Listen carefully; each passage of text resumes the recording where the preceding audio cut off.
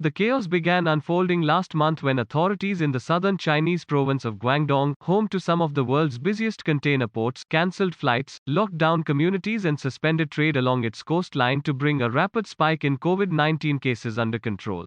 The rate of infections has since improved, and many operations have restarted. But the damage has been done. Yantian, a port about 50 miles north of Hong Kong which handles goods that would fill 36,000 20-foot containers every day, was shut down for nearly a week late last month after infections were found among dock workers.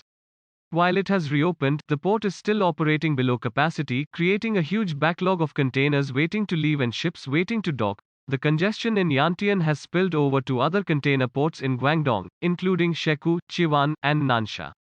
All of them are located either in Shenzhen or Guangzhou, the fourth and fifth largest comprehensive container ports in the world. The domino effect is creating a huge problem for the world's shipping industry. The Yantian backlog is adding extra disruption on an already stressed out global supply chain, including the significant seaborne leg of it, said Peter Sand, chief shipping analyst for BIMCO, an association of shipowners. People may not find all they were looking for on the shelves when shopping for Christmas presents later in the year, he added. As of Thursday, more than 50 container vessels were waiting to dock in Guangdong's outer Pearl River Delta, according to Refinitiv data. That's the biggest backlog since 2019. Yantian port operations have recovered to about 70% of normal levels. But it isn't expecting to return to full capacity until the end of June. The congestion in southern China has led major shipping companies to warn clients of delays, changes to vessel routes and destinations, and spikes in fees. While the company said it would divert some carriers to alternative ports, that won't necessarily solve the problem. Maersk warned that the waiting time in places like other ports in Shenzhen, Guangzhou, and Hong Kong could rise as even more ships flood in. Shipping giants Hapag-Lloyd, MSC, and COSCO Shipping, meanwhile, have all hiked freight rates for cargo between Asia and North America or Europe. MSC, for example, said this month that it would increase shipping fees from Asia to North America by as much as $3,798 per 45-foot container. It's a global trend. Rates for 8 major east-west routes have all surged from the same period a year ago, according to London-based Drewry Shipping. The biggest price jump was along the route from Shanghai to Rotterdam in the Netherlands, which soared 534% from a year ago to more than $11,000 for a 40-foot container.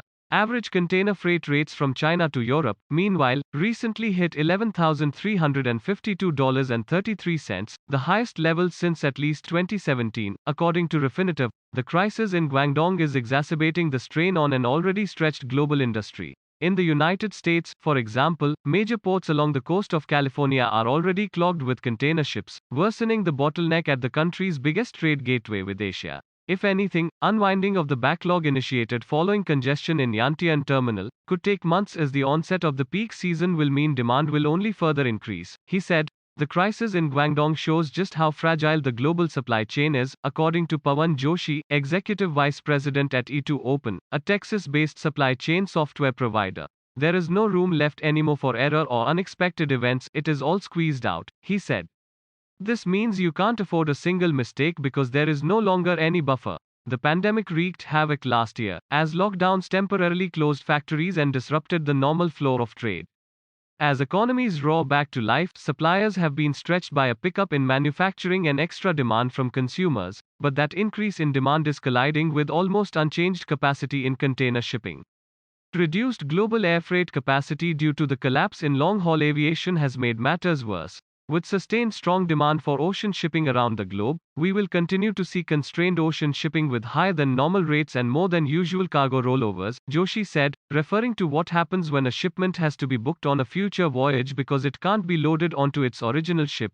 Demand is likely to shift somewhat as countries loosen COVID-19 restrictions and people start spending less on household appliances and other products and more on outdoor experiences again.